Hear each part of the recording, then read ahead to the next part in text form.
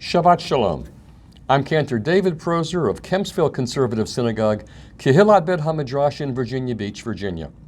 And this is our Torah portion commentary for Saturday, Shabbat of February 6th, 2021, corresponding to the 24th day of the Hebrew month of Shevat in the year 5781.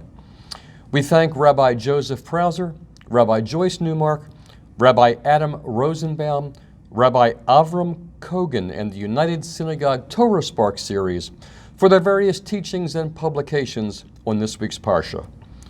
This Shabbat, February 6th, we read the Parsha of Yitro, Jethro, in the book of Shemot, the book of Exodus. It begins on page 432 of the Eitz Chaim Chumash and page 288 of the Hertz.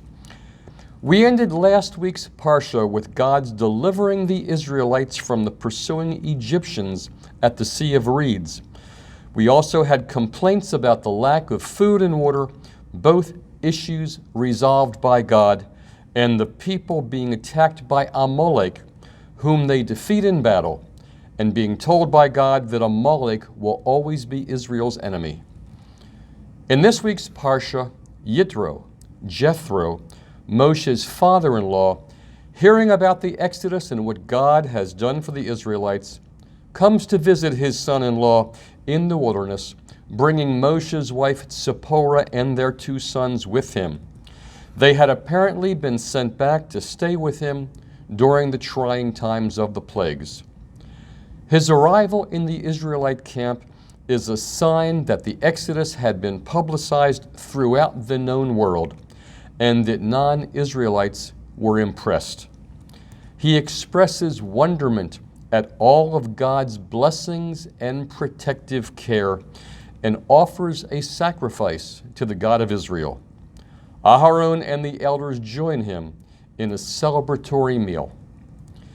The next day, Yitro sees Moshe on a typical day, spending many hours answering the people's questions and settling their disputes. He had been acting as sole judge for almost all disputes. Yitro advises him to create a system of judges to hear minor cases, to both lighten Moshe's burden of leadership as well as ease the judicial process for the Israelites. Moshe would still exercise personal authority over major cases and questions.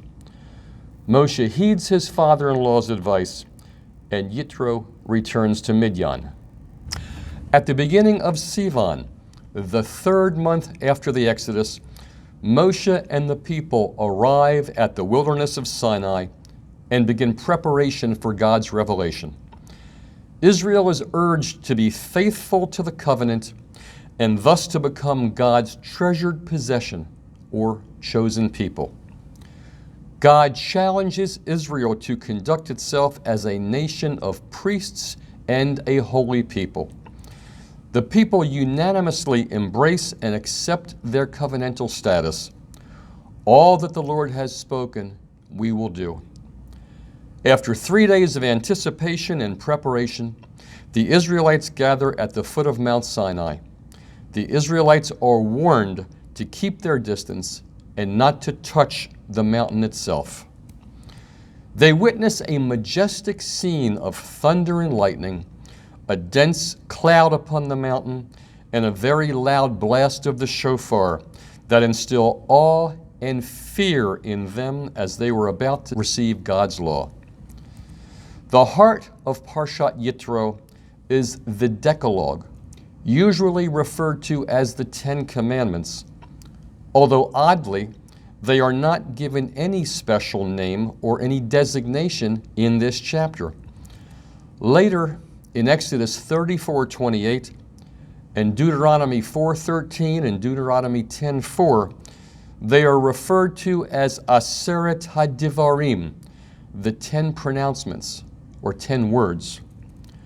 As Rabbi Joseph Prauser explains, the popular term, the 10 Commandments, unfortunately implies that they are the sum total of God's commandments, a numerical and theological error, as we acknowledge all 613 of the mitzvot given in the Torah.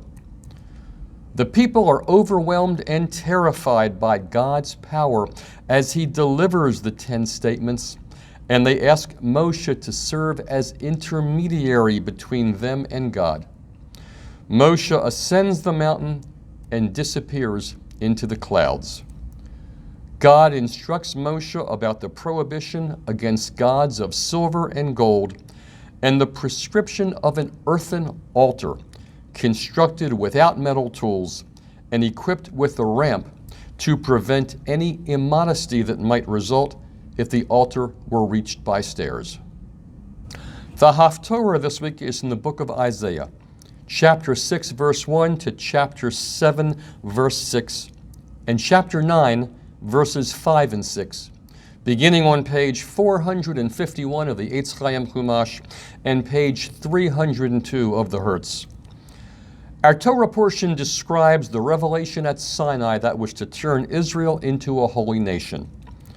The Haftorah, Isaiah chapter 6, marks Isaiah's introductory prophecy that came to him early in his career, when one day in the temple he heard the seraphim sing something that is very familiar to most of us because it's the famous line from Kedusha, Kadosh, Kadosh, Kadosh. Holy, holy, holy is the Lord of hosts. The whole world is filled with his glory. This cry proclaiming the holiness, the supreme majesty, and the universal sovereignty of God has been called, according to Dr. Hertz, the quintessence of all teachings of the prophets, as well as the quintessence of the teachings of all true religion. The narrative of this Haftorah is that in the year after the death of King Uzziah, or Uzziah, while the people wondered what would become of the kingdom of Judah now that Uzziah was gone, Isaiah reassured them that even though mortal rulers come and go, God is in his heaven.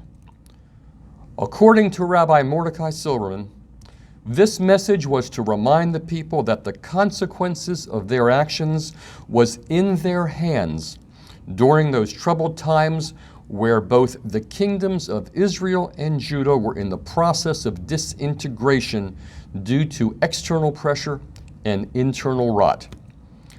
Isaiah's prophecy is carefully crafted to remind us to pay attention to what goes on around us, to hear and to understand, to see and to know. He alerts us to, even today, be aware of what goes on around us, lest we face the results brought on by the lack of discernment, as did Isaiah's generation. The last two sentences contain a reference that has long been mistakenly used as a biblical reference to the birth of a Savior in future times. The sentence reads, "For a child is born unto us, a son is given unto us, and the government is upon his shoulder." And further down it goes on, "That the government may be increased, and of peace there be no end, upon the throne of David and upon his kingdom, to establish it and to uphold it through justice and through righteousness from henceforth even forever." The zeal of the Lord of hosts does perform this. This is from a later prophecy and contains references to Hezekiah, the son of King Ahaz, who was just a lad at the time. His reign will lift Judah from the degenerate condition into which it had sunk. Note that the correct translation is, according to Dr. Hertz, "A child has been born, unto us a son has been given." The reference is not to a future Messiah, not to anyone yet unborn. Hezekiah, even though a lad at the time, had already given promise of the qualities of heart and mind that pointed to him as the future regenerator of the people. And the line, "The government is upon his shoulder," clearly indicates that the crown prince is the person referred to. To explore this further, I urge you to read this prophetic portion, including the highly informative commentary from either the Eitz Chaim or the Hertz Chumash. As always, thank you for watching. Shabbat Shalom, good Shabbos. Please be sure to follow, like, and feel free to leave comments below. Shabbat Shalom.